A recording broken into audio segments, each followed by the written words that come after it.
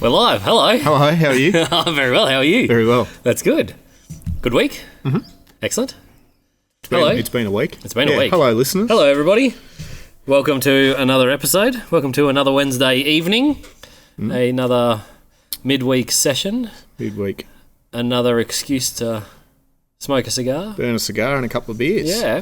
Sit and talk to a friend. Lovely Sumatra tonight. We've just got some of these in and it's been a minute since I've had it. Sumatra. Yeah, they're just a good all-rounder. Oh, nice. They don't punch you in the face, they don't drag out, they're really crisp, clean. You just get like a bit of nutty. Just like a 762. Just consistent. Just consistent. Yes. Doesn't matter if it's covered in sand, covered in mud. Well, you probably don't want it covered in mud. I don't think you'd want your cigar covered in sand. That'd be fucking... I don't like sand at the best of times. No, we've discussed your allergy to the beach. Allergy to the beach. Anyway, thank you for joining us. We hope you guys have also had a good week. Plenty's happened in the world. Yeah, the world's been going a bit nutty. Yeah, it's going fast. Time's moving different. Yeah. Like, it just feels... I don't know whether it's because we're getting older or... I don't know. I feel like our Christmas mad rush has started like 4 weeks early. Yeah. Like we're not far off closing the books for the year. Yeah.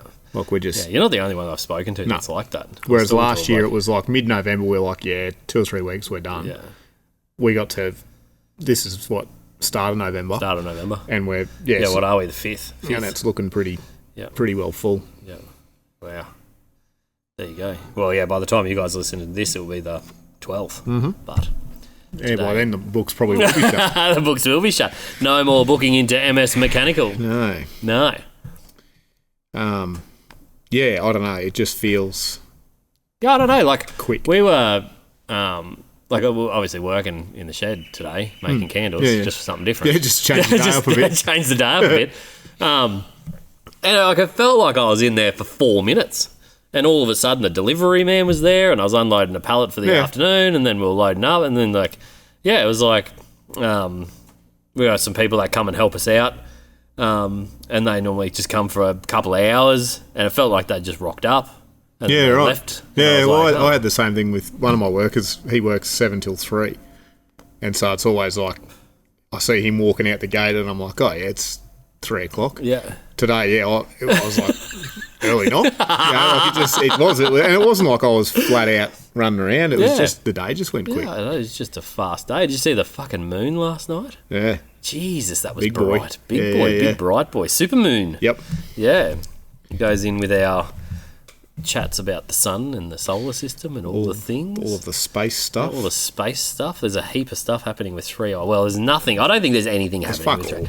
I think everyone's fucking up and about it, but I reckon I'm completely written off the fact it's an alien at this point. Mm-hmm. I think it's a rock. I think it's a very, very fast, very, very big rock. Just a different rock. A different kind of rock. Like I was saying to you through the week, like there's so much deep fakey. Yeah, it's crazy. Weird shit on Some YouTube of the deep fake now are amazing. Yeah, like people they're talking about. The front section's got 7 circular hatches, and this is what's coming. And I'm like, and the voice and the person's mouth and everything is the normal guy we listen to. Yeah, but it was like you could tell it was like a pre-programmed, written out because it was like pronunciation marks and stuff. Yeah, okay. So it just, you're like, this isn't the dude. This isn't right. Yeah. So I was the same. I was like, look, if it's going to happen, it's going to happen. Yeah. It's pretty interesting, though. Like, just even how the sun interacted with it and, the coronal holes that are opening up that are facing the Earth now, that are about to... But, we've got no data on if the sun would just normally do that to a really big rock. Yeah, well, I think I think that's the guy that we listen to. Shout out Stefan Burns on YouTube. If you want to go into a weird rabbit hole of, he is a weird tin head. He's a weird dude, but most of it seems to be reasonably backed by science. I think he's a very excitable human. Very excitable human, and just fucking loves space weather. It's he does something nearly every day, and it's like watching the weather, but for the planets. It's hilarious. And it is interesting learning how everything works together, but the effect the sun has on the Earth, I think it's huge. I think it is something that we should be looking into because like he's got stuff where he like plots it, and it's pretty consistent. Like when there's a big coronal mass ejection, like what we were talking about last week, those big black spots that are the like knock out power grids. Knocks out power grid. It's happened a couple of times, like in the 80s and the 90s and stuff. And then like big earthquakes generally happen around the same period. Well, like it's pretty even interesting. on Sunday today, like we've just had 2 weeks of hectic storms here in southeast Queensland. But on the back of, like, we didn't have a spring. No. Like, we went freezing cold. Low teens to 40 degrees. Rain, hail, tornadoes, which tornadoes are not even an Australian thing. No. But we've had 3 or 4. Yeah. We've had 2 in Toowoomba. 2 in Toowoomba. Now, this week, like this morning was quite mild again. Yeah. And it's snowing in Thredbo. Which is, like, for people who aren't from Australia, like that would 1,200 k's away. Yeah, but it's a winter. Yeah, so it's a ski resort. It's our ski resort town, which is our winter is like July, August is primo skiing weather in Australia. Yeah, in the 4 places that when we say primo skiing weather, like it's the only place that snowfalls. Yeah. Whereas to be doing that in November would be the equivalent of in the northern hemisphere, May, June. Yeah. Getting. Yeah, that's exactly right. Yeah, it'd be like, what are the fancy ones in Canada and stuff that everyone goes to? Yeah, like Whistler. It'd be like Whistler being open for skiing midsummer. In May, Well, not midsummer, like starting. Yeah, and I don't know how much of a fall they've had, but like this morning there was a pretty fresh southwesterly. Yeah, it was cool this morning. It's coming off the snowfields. Yeah. No, it was cool. Like I put my slippers on this morning. Like jumped out of bed and made a coffee and fucking put my little Ukrainian slippers on and shuffled around the house. Moped around, kicked rocks. So yeah, I think all that's probably got something to do with the sun and stuff. It's a pretty powerful little bit of gear. Well, it controls all of the electromagnetism that happens in the world, all the bits and bobs. Like, I don't know. We're just learning. We're just starting. Like, it wasn't even 2 months ago. Wasn't even on my radar. No, like couldn't care less. And then obviously, like this 3i Atlas thing, like sort of piqued. Yeah, like everybody's space interest. Yeah. It's been like for the usual social media timeline of 2 weeks. 2 weeks, and then we started looking into it because it was super interesting, and then we found a heap of people that just do space stuff that are like credible sources to listen to about space. Yeah, well, they're in their prime. They're the nerdy kid that no one wants to talk to, and now they're like going from having 10,000 views to having 300,000 views on their channels. Which is good. It's awesome. It's fantastic. And we've learned tons of stuff, but I'm just not confident enough about it to... I still haven't got my head wrapped around it. Yeah. I'm still trying to figure out how the planets fucking work. I don't know. It blows my mind. And when they were talking about how it's come within 33 million kilometres of Mars, it's like the closest it's going to get. I'm like, that's a fair distance. I think it was 3 million kilometres. No. It was fucking close. Yeah, they were saying that's close. Yeah, but I think it was 3 million kilometres, not 33 million kilometres.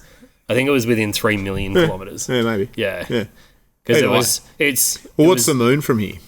I've got no idea. It was a similar distance from us to the moon as Mars to it. You don't have your phone. No. We'll put our phones away because we're banned fact-checking. Yeah, we don't need to. We don't need to. Our commenters do it for us.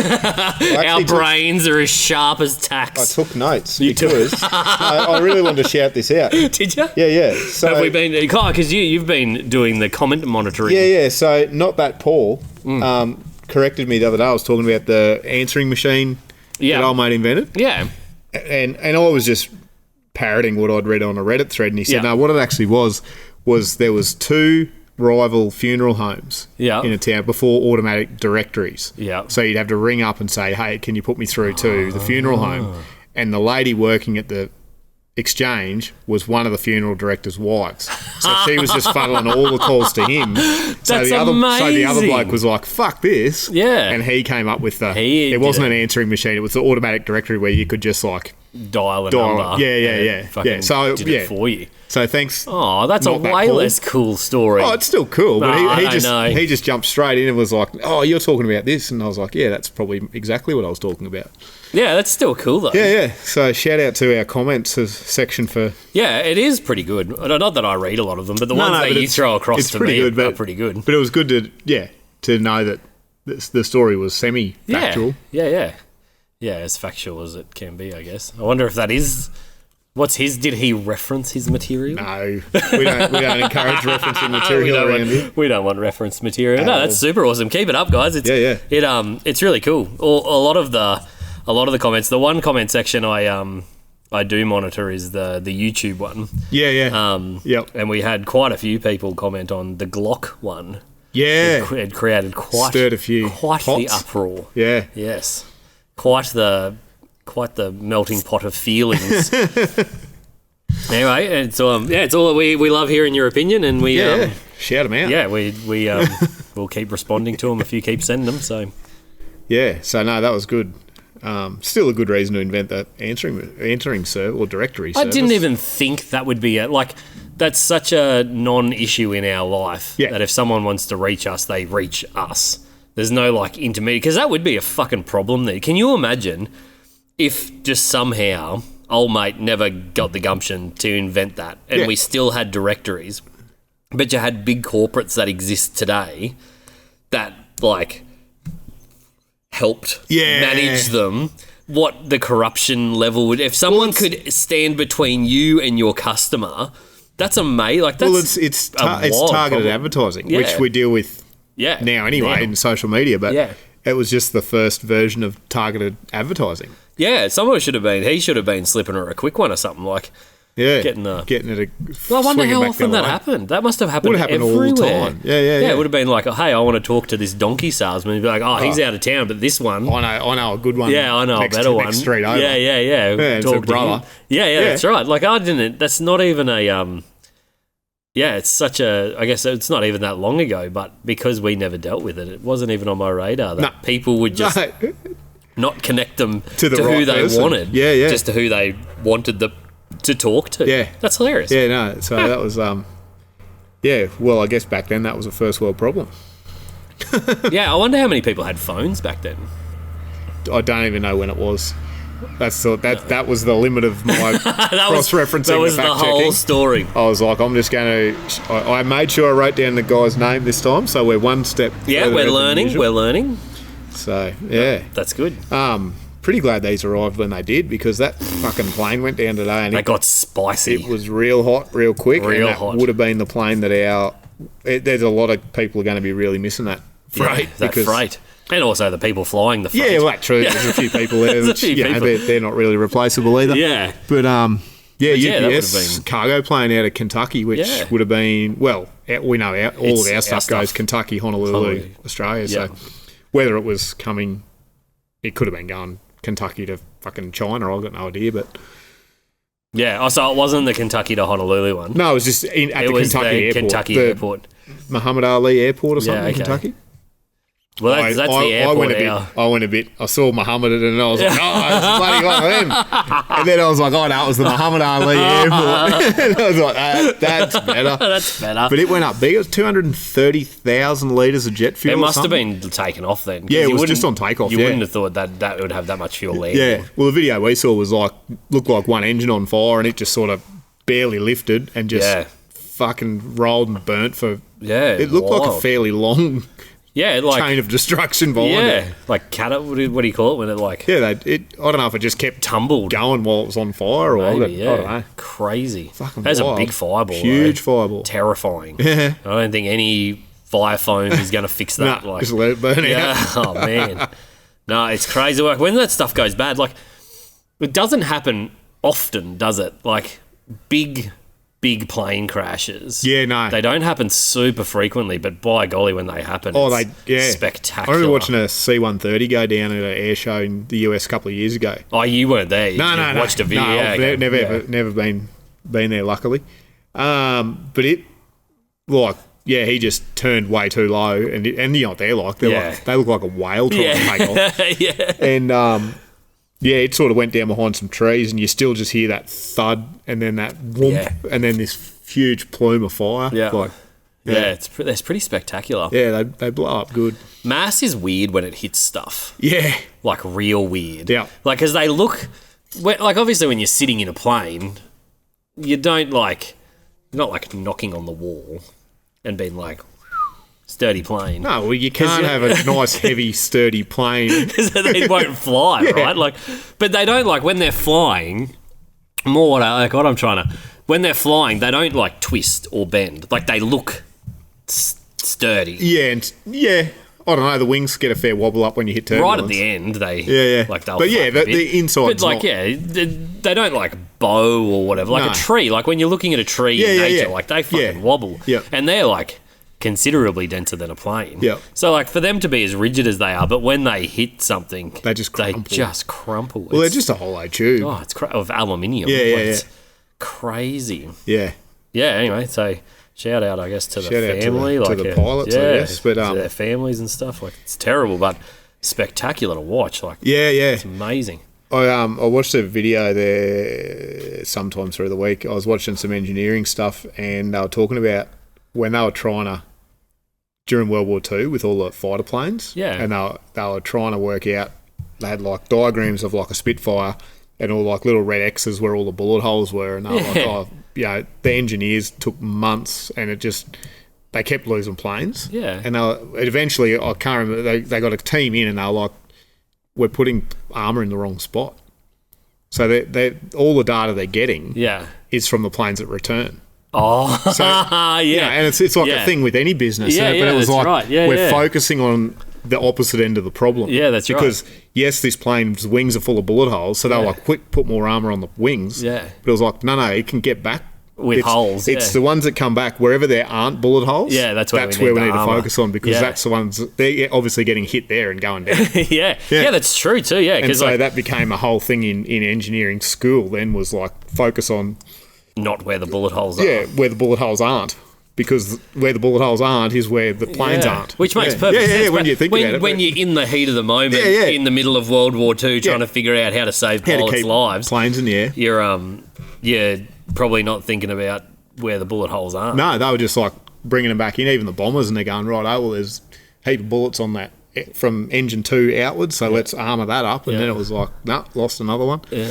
And eventually they're like, oh no, that can take a heap of damage. Yeah. It's the cockpit and the underbelly and where where it joins the fuselage or whatever. It was super interesting. It was actually it was a uni lecture or something that an engineering guy was giving his students, and he showed them that example, and he's like, what would you take from this? And it was like 70-30. We're like, they need to focus here. And then one or two of them were like, oh, no, but they come back.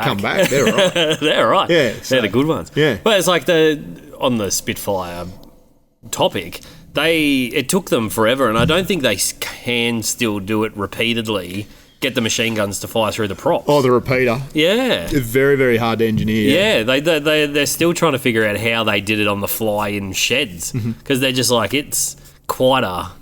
complex. So for like people that don't know planes, the Spitfires it was a few of them. There was some of them at Messerschmitts and stuff as well. Had machine guns out the front nose, but the machine guns obviously had to be behind the propellers of the front, and they somehow timed the machine guns that only fire so the bullets shot when the propeller wasn't in front of the machine gun. Yep. Which the propellers are flying very quickly. Yeah, so the last I read on that, because Mythbusters back in the day tried to prove it and couldn't. Yeah. And then someone else tried. It might have been that Guy Martin. Yeah. That mad pommy fellow who does all the engineering stuff. Yeah. But they had a cam system on one of them that had like an interrupter, and it was timed like milliseconds after the propeller. Yeah, there was like a reactor on the back of the propeller, and that would hit a cam, and then like that would fire the trigger. Yeah. So the trigger in the plane was just like a on switch. Yeah. And then the propeller was actually firing. Yeah. Firing it. Yeah. Yeah. Okay. Yeah. But super cool to come up with that. Yeah. Especially way back in the day, like it's a pretty amazing overlooked bit of engineering. Yeah. Very, very cool. Yep. Yeah, they're all, I don't know, airframes are cool to me. It's probably another autistic thing. They're so cool, yeah. But yeah, I go pretty hard on just planes. Planes in general. Planes are cool. Spend a fair few hours on flight radar. Yeah. But so yeah, that's freight shortages to wherever that plane was going. Yeah, that's going to take a minute to catch up on. Fuck yeah. You fit a fair few because they load those planes up. Yeah. Yep. And they're not a small small cargo. They're not a plane. small aircraft, no. They're not a Cessna. No, I wonder what happens with that. I guess their insurance pays it out. Yeah, it's just shitty timing, like right before Christmas. At least it wasn't the Christmas run. Yeah. I guess you still got a month out. Mm-hmm. Bit over. Yeah, so anyway, that's one of those things. Yeah. Yeah. So anything exciting happening in the workshop?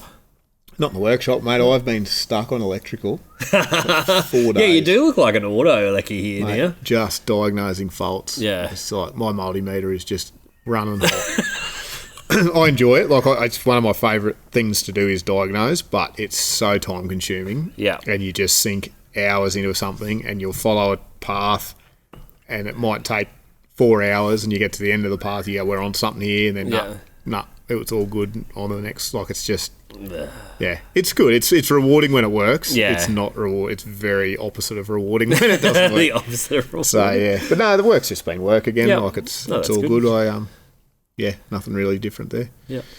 Went and checked out the new local pub on Saturday for lunch. Yeah, shout out Wheat Sheaf. The Wheat Sheaf Hotel. The Wheat Sheaf Hotel. It's reopened again. It's a couple of young fella and his fiancée. Yeah. So where we go to the dump is like just up the road. So yeah, okay. Got all the yard done on Saturday, and I was like, oh, we'll go to the dump and then go down for a beer. And then I was like, I haven't seen Mum and Dad for a couple of weeks, so I rang them. They're only 8 minutes the other side, so we went there for lunch and had a feed, and then that big storm blew in, and we didn't get any of the hail, but the wind was just insane.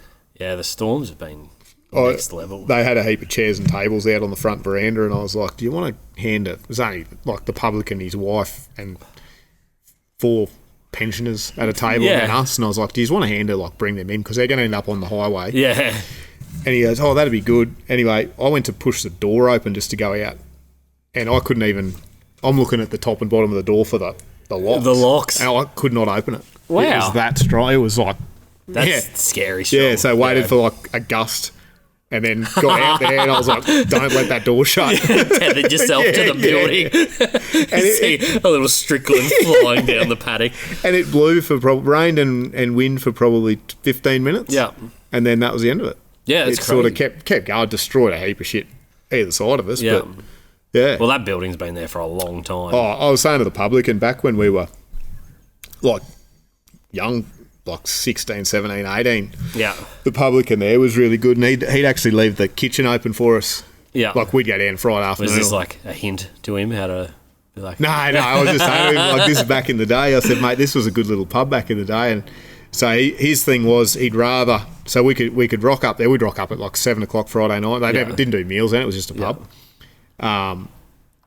He'd leave the door unlocked. We'd put bacon, eggs, whatever in the fridge, in the kitchen, and drink all night, roll your swags out, sleep in the beer garden, and then cook yourselves breakfast in the morning, because he said, I'd rather that than have you driving home full of piss. So it's probably 6 or 7 of us. Yeah. And have a bit of a cook up at the pub the next morning. That's pretty awesome. Clean everything down, and thanks, mate. See you next Saturday night. Like, it was really good. Yeah. Like, and that was just one of those, like, you just couldn't do that now. Like, so yeah, it's but yeah, I don't know. They'll either do well or they won't. It's in a real funny. It's in a weird spot. Funny spot. Well, I wish them the best of luck. Yeah, for sure.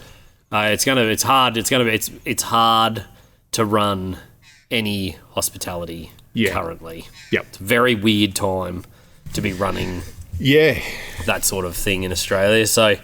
Hats off to them for having a chop, because that's a big undertaking. Jeez, it's they're living upstairs, like, because it's still got the rooms upstairs. Oh, does it? Like, because it used to be a motel. Yeah. So they're living upstairs and just running it. They started while they were renovating the pub. They had a coffee shop out the back. Bread and milk and a coffee machine, some cakes and that. Yeah. And so they've moved that into the pub.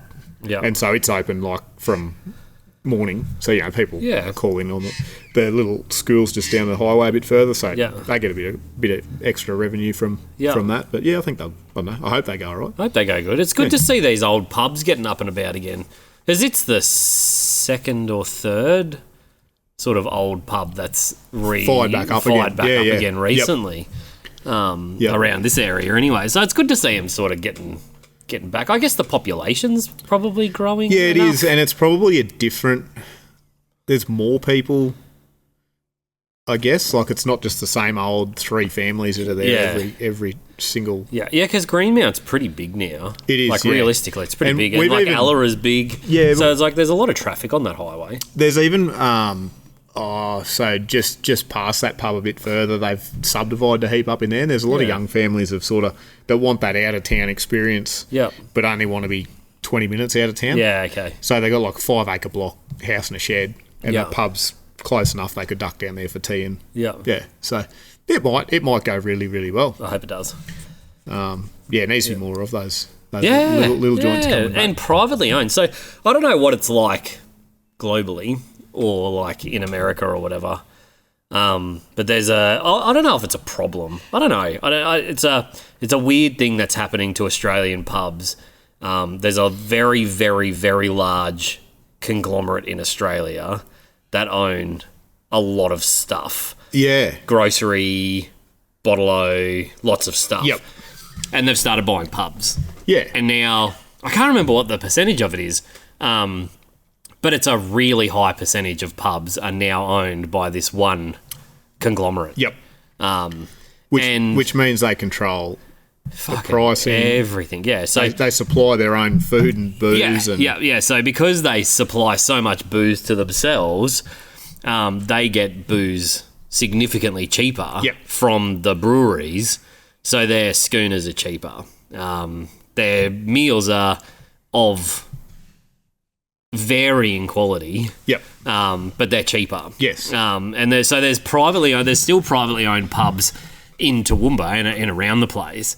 But they struggle because they're obviously not buying 50,000 kegs of beer to supply their 10,000 pubs. And they're not buying off themselves. Yeah, that's right. Yeah. So they're buying off the wholesaler, and then putting their markup on it, and so it's creating a little bit of a weird. It's like a false economy. Beer, it's like a weird pub economy because we used to have the same thing in mining. So, like, we had a company I contracted to were a civil company, so we had road crews, we were in oil and gas, in coal, but also had quarries, camps. It was a bit of everything. Yeah. But we did a couple of jobs. It was family run, wasn't it? Yeah, it was, yeah. But we did a couple of jobs out round Wandoan. Yeah. And we were buying road base from Boral. Yeah. We had a quarry at Jackson, which isn't that far from Wandoan. Yeah. But it was cheaper to get the road base delivered from Boral than to pull it out of our own quarry. Wow. And I was like, are we not all wearing the same how does that work? Shirt? Yeah. I just couldn't fathom. I just could not understand it. We were running like truck and dogs from Boral's quarry in Dalby. Yeah. Or around Dalby maybe. Which is a considerably longer distance. It's out near Bell, isn't it? Yeah. That Boral quarry. And that was cheaper than doing it in-house. Yeah, I wonder how. It's like, that can't be a... Obviously, they're a multi-million-dollar company, and they're not anymore, but they were. Maybe that's why. Yeah, I was going to say, just if they were still operating, you probably could throw a bit of credit their way, but the fact that they couldn't get my head around it. Yeah, because I wonder, you reckon it's because Boral just moved that much volume, or you reckon it's because their machines are smaller, so it's the cost per hour to dig is more? I just remember being like, what the fuck are you doing? Yeah, how does that work? Surely the cost just gets spread out of the over the whole project. Yeah, and that way you're keeping more of your money in-house. Yeah, but anyway, that's what happens, I guess. They obviously know more than we do. Yeah, clearly. You're a mechanic and I'm a farrier. Smoking cigars. Yeah. Yeah, so, but anyway, that's... Yeah, it's super interesting. Like, just that scale of business blows my mind, just in general. Yeah. It's even like your friend in global mining. Yeah. Like, just having a chat to him the other day about the scale of stuff they do. He's just like, holy moly. Like, my brain... There's like 3 extra zeros than what we're used to talking. Like, even just talking about, let alone... spectacular, being involved in. Yeah, no, it's pretty... Like, very interesting. Scale of industry is super cool. But yeah, I'd like to, tell us what it's like... in your neighbourhoods, whether big companies own the pubs or whether they're still all family operated, because it's a dividing war that's happening in Australia. It's people are becoming aware of it, and their feelings are mixed. Yeah. Yeah, that's right. I did look into that Eureka Stockade a bit more too, because they promised that we would. So for people that don't know or do know or don't care or whatever. Yeah, well, you should care. It's an interesting part of history. Basically what was happening in Australia, so Australia really had a boom around gold. Yes. And that's where it came from. So what was happening was that the government, which at the time was the British government, I guess, the Queen, they were monarchs dictating how much the licensing fees were. They were restricting voting rights. They were just chucking all this shit on them over and over and over again. And it got to a point where they were like, fuck this, we're not paying. Yeah. They had like limited land access, no voting right, and exorbitant licensing fees. Yeah, and they're like, no, this is not happening anymore. And so they built a stockade, like a literal fort. Yeah. Peter Lalor was the bloke in charge. He was the big dick, the ringleader. And December. I did write it down, but I don't feel like looking it up, the date. But it was December. The Commonwealth sent their redcoats in. Yeah. Big fight. 22 miners died and 5 soldiers. Yeah. It only lasted like 30 minutes. Wow. Okay. Yeah. Big gunfight, and then everyone sat down, and it just paved the way in Australia. They abolished the gold licence. Yeah. So got rid of it altogether. Yeah. Opened up land access. It was 5 or 6 years later, they opened up the voting rights to men. Women were a bit further down, but it was just like, they were just like, no. So were the voting rights for landholders only? Yeah. Yeah. Okay. Yeah, and they were super limited to who could. So you couldn't, if you wanted to mine gold, you would have to pay whatever it was, probably at the time was $1.50, which would have been $2,000 today. Yeah. You could mine for gold, but you couldn't buy a plot and mine. Certain people had access to the land, so then you were paying a fee to get on the land, and you're paying a mining fee. Yeah, okay. And so eventually they just all got together and said, no, this is not happening, and shot a few people, and a few people got shot. Yep. And then they were like, oh, well, you're serious. They're actually serious about this, and they just got rid of it. So. Yeah, mixed feelings. Mixed feelings. Positive feelings. I feel like how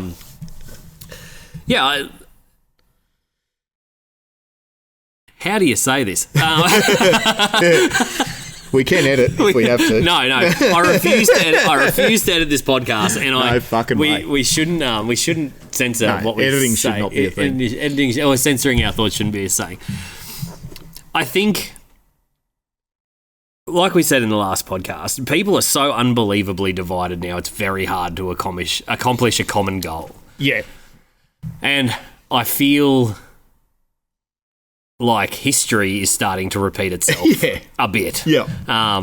So it's going to be very interesting to see where it goes. Like I obviously nobody wants any violence to occur anywhere in the world.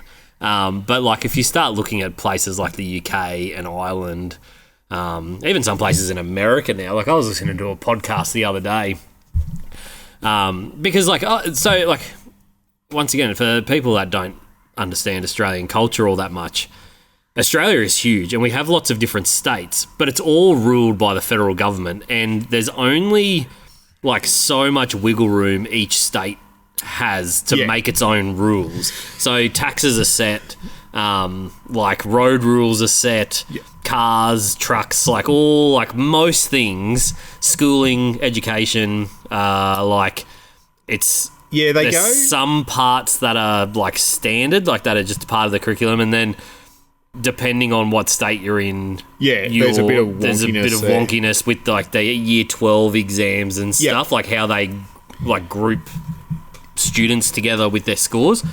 But most of the things are basically controlled by the federal government, and there's very few things that really show states difference. Some things like mining and what you do with your power and how you sort of go about creating a economy for your state is up to your state, and how they spend that money.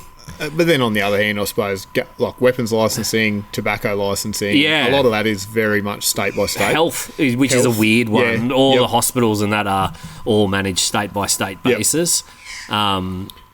So I guess, I don't know, maybe... So... Yeah. It's pretty congruent, though. Like... Yeah.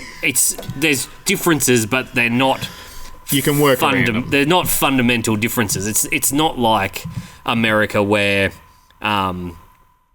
in California, your corporate tax is like whatever, like I don't actually know what it is, but like let's say it's 25 or 40%. It's like a lot. But then you go to Texas and it's 0. Yeah. Like that doesn't exist in Australia. No. Everybody pays the same tax for everything. And it's the same, like basically all the road rules are the same in every state. Like there's changes, but like there's changes, but there's things like land tax is very different in like Victoria. I don't know how people are surviving down there at the moment. It's if anyone is listening, can we just push Victoria out in the ocean? Yeah. We don't cut them out. They're dead. Just pull that pin on that train carriage. Just like the scientists should have done to the rest of us a long time ago. Just leave them behind because they're so backwards. They're just anyway. Yeah, I don't know. It's not as different as other places. Yeah, like in America, it's a federation of states that then work together for a. Are supposed to work together. Who are supposed to work together. Whereas here, it's like just the same thing. And then we're not really self-governed either. We have a Governor General who still reports to the Queen, or the King now. The King now. The King. And they technically have to like okay stuff still. Yeah. So we're still and we've had multiple attempts at leaving that. Yeah. I don't think they're that good of attempts though. I think no. But I mean, it always goes to a vote, and the voting every time it's happened has gone the way of staying with the Commonwealth. Yeah. Which obviously lumps us in with a fair swag of other countries. But it's super interesting because I was talking to someone else about this the other day as well. What's the word for it? Like you have to vote. Compulsory voting. We're one of only really few countries that has compulsory voting. Yeah, and voter ID. Yeah. Which I think ID should... What an odd concept. You have to show your ID and you can vote one time. Or prove that you're from that place and you can vote. Well, California's made it illegal to show your ID. Crazy. Anyway. The whole thing's nuts. But so...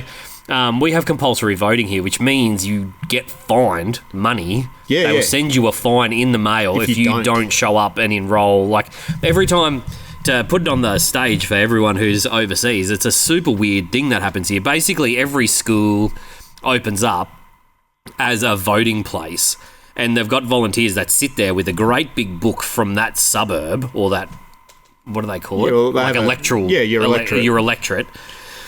And you give them your ID, your government state ID, so driver's license, whatever it is, and they'll flick through this book. It's a manual. It's like a big, huge big book. Yep. And they comedically flop the pages over. It's like a book out of Harry Potter. Yeah. Fucking massive. And they get their little fucking ruler and go down the page and they make sure your name, and then they cross it off the book. Yep. And then you get like your ballot and all that sort of stuff, and then you go and vote, you put it in the box and you fuck off. And if your name doesn't get crossed off that, they will send you a letter in the mail with a $400 fine. I think it's $400, something like that. You've got a chance to, you can vote early if you're going to be out of town, or if you can put in hospital getting an arm removed. Yeah. There is leniency there. Yeah, it's not. They're not. Gestapo about it, but there is an understanding and a requirement that if you're of voting age and you enrol to vote, you must cast your vote. You have to vote, which I don't think is a shit system. You don't reckon? So this is where I was getting to. So I reckon it's a rubbish system. Yeah, because it encourages people who may not be as interested or as educated in the system to vote on something. That's true, or they'll go in and donkey vote. Well, so it's a waste of everybody's time anyway. Yeah, so you're right. I think... So I am all for... So once again, I am a big advocate for it's your body, it's your life. Yeah. Do whatever the fuck you want. Like, I'm not your real dad. Like, I'm not here to tell you how to live your life. I think if you're lucky enough to be a citizen of a democratic country that you still believe in, you should vote. Yeah. I don't think they should fine you if you don't vote. No, that's true. Because, every election we've had in the last 4 years, state, local. Yeah. You go in and you go, fuck, I don't like any of them. Yeah, that's right. And so, like, if you just didn't vote, it wouldn't matter. Yeah. So, but it also just changes the game a bit on the politicians who are getting people's votes. Yeah. Because you're not then maybe aiming for the greater good. The greater good. You might just be aiming for the easy target. Yeah. And so if you're... I don't know if you watched the Elon Musk podcast with Joe Rogan this week. Yeah, I did. But there seems to be a scheme. Scheming schemers. Yeah, scheming schemers of maybe paying to bring people from other countries in and making sure they know what government department brought them in. Yeah. And then making them enroll to vote, and then they have to vote. Yep. And so they're obviously going to vote for the people that, in quotes, helped them. Yeah. Remember that state I said we should push into the ocean? Yeah, that's right. So, this is not a Australia problem. This is not a America problem. This is a global problem at this point. And it seems to be a new strategy that they're bringing in. And if voting wasn't compulsory, it wouldn't work. It wouldn't have any power. It wouldn't have any power at all. Yeah, none. That's true. Zero. Yeah. Right.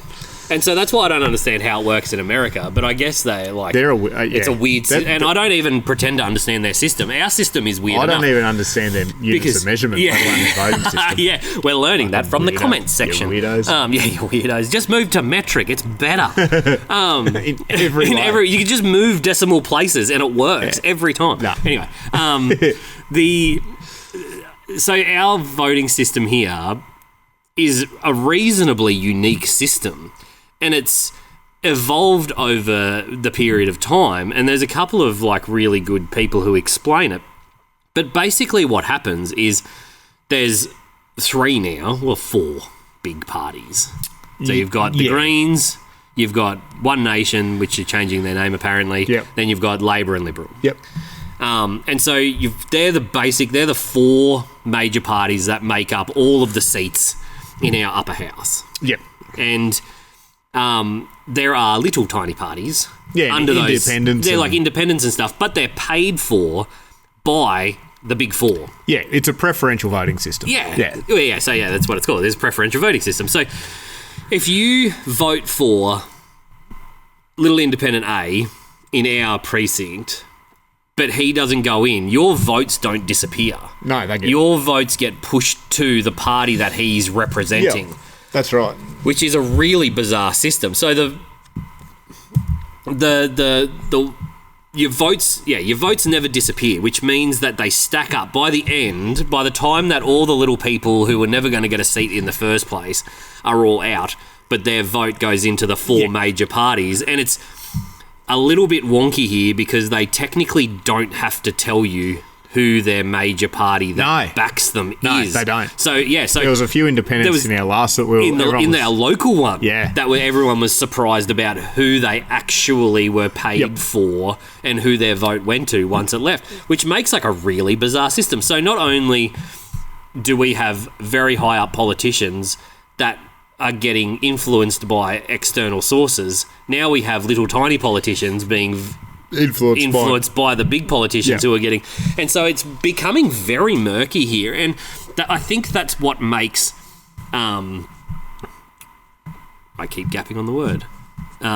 Compulsory voting dangerous. Yeah. Because you have to be... if you're casting a vote, it has a cascading effect. Yeah, you don't know who you're actually voting for. Yeah, so unless you're reasonably educated and actually interested in the system, you might think that you're just throwing a casual vote in the independent party, but it's just piling up in the party that you might not really... If you spend the time going through a state ballot voting paper, there's the Pirate Party, there's the Cannabis Party, there's the Free Sex Party. Yeah. There's some cool parties. Yeah. And people will go in and go, oh, yeah, the Pirate Party, that's cool. And they'll throw a vote for them. The Jedi Party? Yeah. There was the Jedi Party last year. Yeah. And then all that's doing is funneling votes to one of the big 4 One of the big 4. Yeah, Which is super interesting. Yeah. Anyway, once again, let us know what your system is, because it's becoming apparent that it may not work as well as we were told it does. No, you're right. And so, I don't know, it was just I was talking to someone about it the other day, they had a bit of an insight into it, and I was like, holy fuck, I never even thought about it like that. And then I was like, It's probably a better system than some places. Like, I think it's a good system. But it's only a good system if everybody's honest in the system. Yeah. Well, the last Mexican election, I think there was 36 candidates were assassinated leading up to. I love who won the election, but like holy. That's crazy. Yeah, all these. It was like not even exaggerating the number. It was 34 or 36 There's some people big countries that have gone into some elections recently where the assassination numbers have fucking gone up a bit. So, I think it's probably a better system than whatever it's a good system. But I think it could be improved. It could be improved, and like there's a big move in America saying that.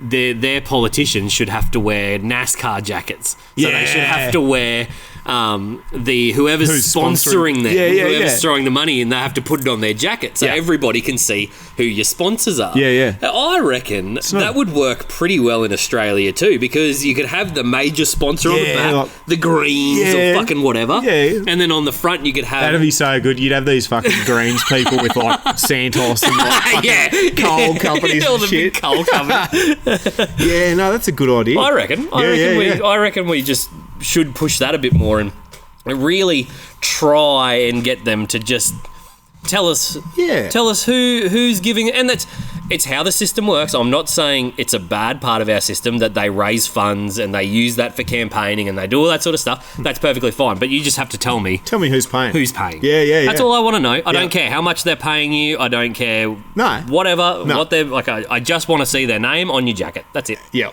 And then I would, if I owned like a real offshoot company, I'd dump my entire marketing budget into some random. Yeah, it'd be awesome. Yeah, like Trojan. That was the best advertising campaign that literally any company has ever done, was when Trojan teamed up with the UFC, and in the middle of the octagon there was the condom brand with "Protect Yourself at all times." It just worked. Genius. Perfectly. Like it's so just good. So anyway, I completely, I don't behaste them at all for raising funds and running campaigns and just tell us who's paying the bills. Tell us who's paying the bills. Yeah, because I think that would be fascinating. Speaking of countries that don't have elections, North Korea's just changed. No, this is fucking wild.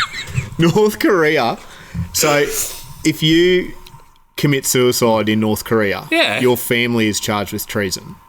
Holy! And so what they literally, like 4 or 5 days ago, they brought in a new legislation. Is it legislation in a country like that? I don't think so. I think it's just a rule. A new rule. I think they just tell you. If you fail... This is going to get our fucking whole episode shouted out. If you fail a suicide attempt, you get executed. And then does your family still get done with treason? No, but the penalty for not killing yourself is they fucking drag you at the back and put a bullet in your head. That's fucking Is that the wild. fucking wildest shit you've ever heard? That is the wildest shit. That's fucking funny you bring up. That is like, wild. And that's like law now. That's a rule. So if you jump in front of a car and it doesn't quite finish you off, they will... The finish you fine off. Is execution. Yeah. So it's like you're achieving the same thing. Well, How does that work? It's nothing. Yeah. In fact, you'd be better off. Yeah, you're better off just trying. Pretending. Yeah. Shit. I'm not going to say that. You know where I was going. Yeah. 100%. And then getting the country to do it for you. And then your family's safe. You're good. Yep. Nailed it. Thought that is so... What a weird place to live. Man, it is. It's funny you bring up North Korea. I was watching this guy called Mike OK on YouTube. Super fascinating dude. Yeah. Just travels the world by himself with a backpack and a spinny hat. Like, you know, those colourful hats with the propeller on top? That's a risky strap. Oh, it's a risky strap. Like, goes to Afghanistan, Iraq. He was hitchhiking in Iraq. I think it was Iraq. And got picked up by these random guys in the mountains. Even the locals were like, don't go through those mountains. It's dangerous. He's like, okay. Oh, it's fine. One of them gave him a knife. Like, gave him a pocket knife. It was like, here, take this with you. It's like that's not a good sign. Anyway. he was hitchhiking, got picked up by these random guys, and they're just like, you come for tea, you come for tea. He's like, yeah, fuck yeah. Yeah. Went to their house for tea. Turned out it was the Taliban commander for that village. Yeah. Wow. He's not the guy you'd want to sit and have. Oh, he might be super interesting, but he's just got a different belief. Different belief system. But anyway, so he's a different dude. But he was one of the first English tourists to go to North Korea when they first opened up. And he was the reason they shut it down again. Okay. And so they took him and a couple of other tourists on a paid tour of North Korea. Yeah. Like they went in there, but the whole thing was curated. Yeah. Like properly like weirdly curated. Yeah. Well, don't they like put like posters up in their shop windows that make them look like they're full it's of all food, fresh produce? Yeah. So that wasn't in this. That wasn't in this episode, but I have seen other episodes of people going there and they drive past in the bus and all the shops look like they're full of food. Produce, yeah. But it's just a poster. Yeah, it's super interesting. Wild people. It's a wild place, but they went to a brewery in North Korea. It's the North Korean brewery. Yeah. It's their pride and joy brewery. A Kim Jong-un Pale Ale. Yeah, Kim Jong-il. Il. Oh, yeah. Was it Il then or Un? No, it's Il when he went there. Yeah. And you have to call him. I told myself I wasn't going to forget what it is. You better get it right, or they might be fucking listening. Yeah. Anyway, we're going to move on.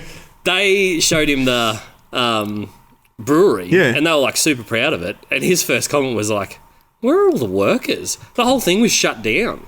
Yeah. Yeah. It's like there was nobody anywhere. Everywhere they took him, it was like the government employees, but no like people. They never saw like they're nearly bred out. Them and the Japanese are nearly done. Really? Yeah, both their populations are in like critical decline because people just aren't having kids. Yeah. Obviously, North Korea, we're going to have to like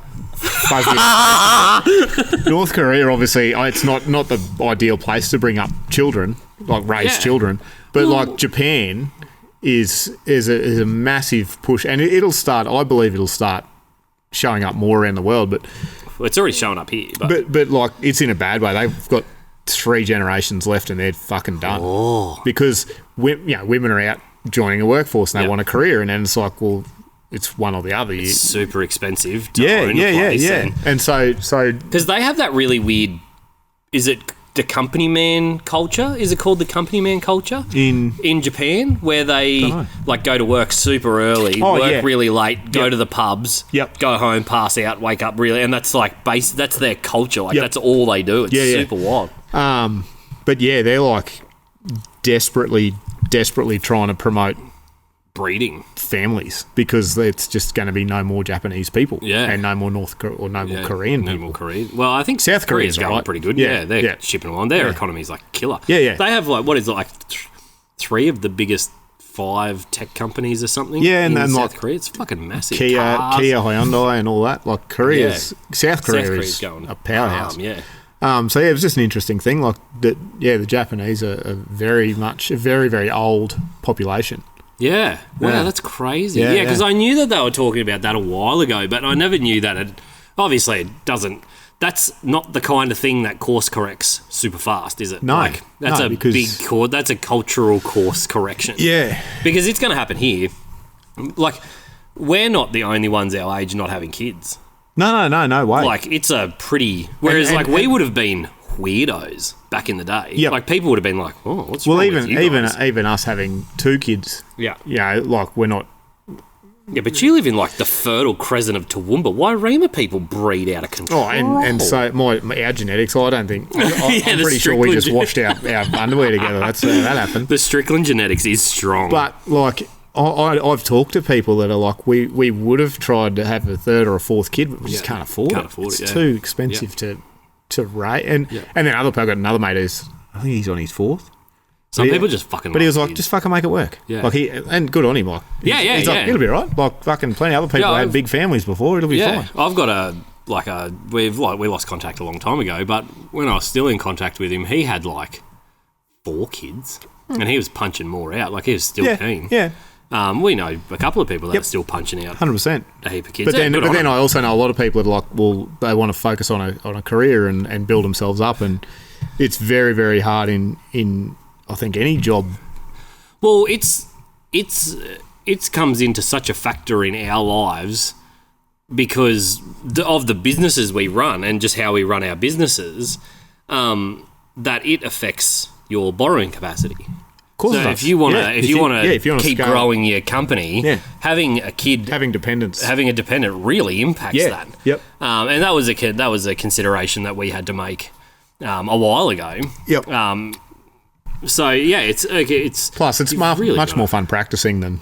Yeah, that's right. Yeah, no, I'm not married yet, so I wouldn't know. This is true. I'll take it from a married. Yeah, that's right. Yeah. You have plenty of practice because you're married. So it's just interesting. Like that's some super of those interesting that they're like 3 generations away from not having any people. anyone. Yeah. So what? Like it's just a depleted pop. Like what happens? Well, I guess they just. Do other people move in? Well, I guess so. Do people take over? Well, do they just eventually see like an island of 90-year-olds and just like? Well, I don't know. I don't know how. Has that ever happened before in history? Surely there's populations that have. It'd be smaller islands. Like it wouldn't be like a whole culture of people. Maybe. Well, maybe. I don't know. Yeah. Well, the Aztecs, I guess. Yeah. Well, that was smallpox. Genghis Khan fucking wiped out whole populations. True. Yeah, he wiped out entire civilizations. Yeah. I don't know. It was just a weird problem to overcome as a government too. Like, yeah, it's a weird problem to overcome as a government because it's got to be affecting. We had friends just went over there for a holiday and said, like, they spent a heap of money, but they said it was all relatively cheap. Over there. Yeah. So, and it's a pretty good economy. Yeah. Like, it's not a. But that's probably why, because no one's staying at home raising kids. Yeah.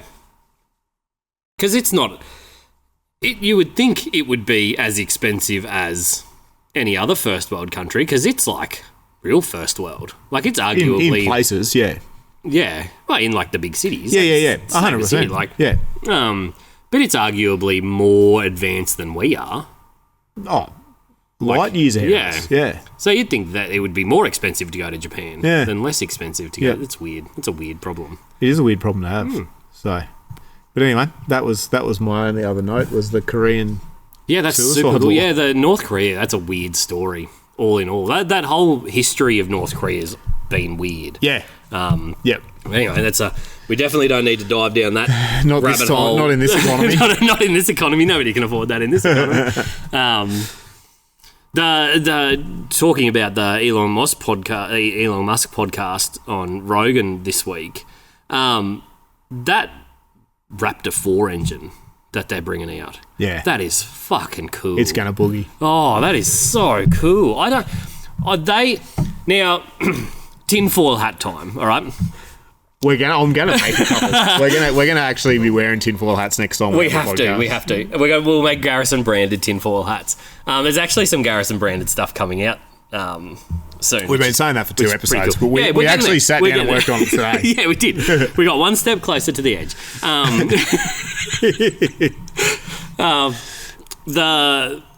My conspiracy, and this is a wild conspiracy. Yep. Wild conspiracy. This is not bound by any fact. This is not the opinion of many. Not the opinion. I think it's like I'm the only one. But it just seems super suspicious that a billionaire went in, audited the government, found out where they were spending a heap of money, tied up a heap of money spending, shipped out. He reckons he shipped out because he was a special government employee, which means he could only work for 120 days. Yep. But I suspect he would have found some money going to some DOD contractors. And I suspect that they might have said, instead of doing that, how about we give you a ship? And then he's gone, yes, and taken a ship of 3i Atlas origins and then taken that back to SpaceX because some of the things that he brushed on in that podcast, he has gone from tinkering in normal science stuff to really far off where we know physics is possible today. Yeah. And it's only happened after he was inside that department in the government. Yeah. I just think it's slightly suspicious. He's also, I've never, obviously never met the man, but he's a hard cat to read. Oh, he is a hard cat to read, yeah. And he seems like a super interesting dude. If I ever get the chance to meet him. Multiple spectrums. Yeah, if I ever get the chance to meet him, I feel like we will have quite a good discussion. But I would like, we'll obviously never know, but it just appears that some of the technology that he's talking about that he might have suddenly developed. Or is developing. Or is developing. Well, even when he was talking about the Tesla Roadster, about how it could be the first flying car. And you never know. Like he loves it. But just even the Raptor engine, he said just very, very briefly, this is on the edge of physics as we know it. Yeah. And that's a fast development cycle from Raptor 1 to Raptor 4. Yeah. To be that, and I understand he's super smart, has a really good group of people, all that sort of stuff. Yeah. And it is possible just to be very inventive and very clever dude. And maybe he has some of Nikola Tesla's old notebooks or something. You'd never know, but I just like to think that he just seemed to have a new spark. He was just excited about it again. Whereas last time he was on Rogan, it was... Yeah, he was a bit... Just a bit... He wasn't even glum, but he was just a bit... corporate-y, he just walked the walk and talked the talk and said what he had to and sort of left. Well, that was pre-election too. Anyway, we'll never know. No, I just it's just a fun, good thought experiment in my mind. I was like, it's super interesting. Yeah. I like to think that he did get a ship and that that'd be pretty cool. If anyone was going to have it, a cool dude to have it. Oh shit, yeah, you'd rather him have it than most. He'll do some cool shit with it if he finds some cool technology, or he might have just found it because he's a pretty exploratory dude. You don't know. You never know. Don't know. Anyway, on that super fucking tinfoil hattie... Elon Musk, reach out. Yeah. Shout out, bruh. We'll put you up in the shed. Yeah. I've got a granny flat you can crash in. Yeah. Go hard. Find you a guest room. Yeah, come visit us down here in Australia. You guys know what to do. Thank you very much for joining us again on another, hopefully... interesting podcast. Very insightful. Oh, super insightful. So much factual. insight. So factual. No, we love it. We appreciate the comments, all the reach out, all the all the engagements you guys are doing. We're going to organise another get together. We're going to do all the things we're going to do. All the things and stuff. There's a couple of things that are happening if you want to be part of that. Garrison Supply Co. Cigar Club. Yep, that'll all be in there. It'll all be in there. Join it. We'll let you in. In the words of North Korea, if you're going to do something, do it properly. Yeah, that's right. We'll do it for you. We'll do it for you. All right, boys and girls. Thank you, everyone. See ya. See you later.